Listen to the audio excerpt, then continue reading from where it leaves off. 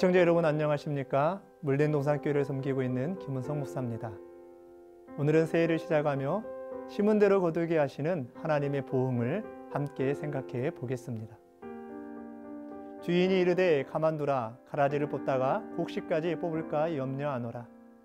둘 다 추수 때까지 함께 자라게 두라. 추수 때에 내가 추수꾼들에게 말하기를 가라지는 먼저 거두어 불사르게 단으로 묶고 곡식은 모아 내 곡간에 넣으라 하리라. 성경은 하나님의 심판과 보응을 강조하며 가르쳐주고 있습니다. 하나님께서 악한 자들을 벌하지 않으시고 선을 행하는 자들에게 상을 주시지 않는다면 하나님은 공의의 하나님이 될 수 없습니다. 그런데 세상을 보면 정직한 자가 어려움을 당할 때가 많고 불의한 자들이 오히려 승승장구하는 것을 쉽게 볼 수 있습니다.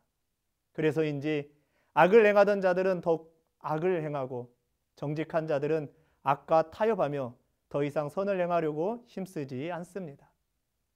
하나님의 심판과 보응은 이제 더 이상 없는 것일까요? 여전히 하나님께서 공의로 심판하시고 보응하시는 분이라면 왜 정직한 자들이 고통을 당하고 있는데 불의한 자들을 징벌하지 않으실까요? 예수님께서는 제자들에게 비유를 통하여 하나님께서 공의로 다스리는 하나님의 나라를 가르쳐 주셨습니다. 농부가 좋은 씨를 밭에 뿌렸습니다. 그런데 사람들이 잘 때에 원수가 와서 몰래 밭에 가라지를 뿌리고 갔습니다. 시간이 지나자 밭의 알곡과 함께 가라지가 가득하였습니다. 종들은 원수가 뿌린 나쁜 가라지를 뽑겠다고 하자 주인은 허락하지 않았습니다. 왜 허락하지 않았습니까? 주인이 원수가 뿌린 나쁜 가라지가 있다는 것을 몰랐기 때문이 아닙니다. 나쁜 가라지를 뽑을 종들이 부족했기 때문도 아닙니다. 나쁜 가라지가 곡식을 괴롭히고 있다는 것도 이미 알고 계셨습니다. 그런데 왜 허락하지 않았습니까? 가라지를 뽑다가 실수로 곡식을 뽑을 수 있기에, 가라지를 뽑다가 부지 중에 연약한 알곡이 상할 수 있기에 주인은 알곡들을 보호하기 위해서 가라지를 뽑지 못하게 하셨습니다. 주인의 말은 여기에서 끝나지 않았습니다. 주인의 마지막 말입니다. 둘 다 추수 때까지 함께 자라게 두라.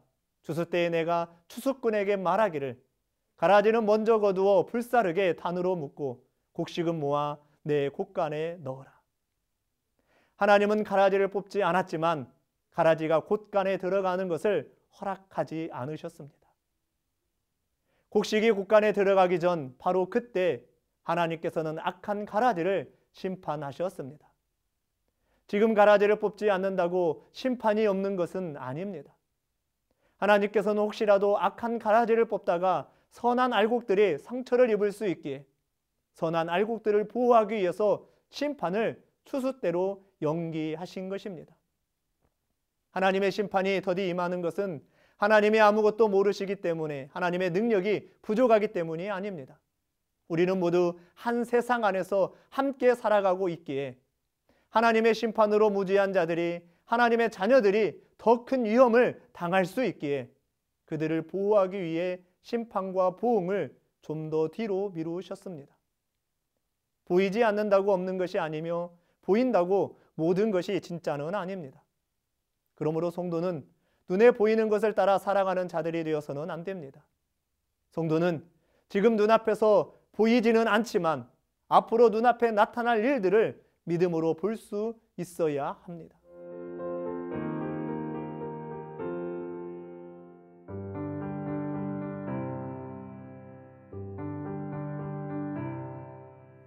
사랑하는 시청자 여러분, 우리는 하나님을 믿으면서 하나님의 심판과 보응이 없는 것처럼 이 세상을 살아서는 안 됩니다.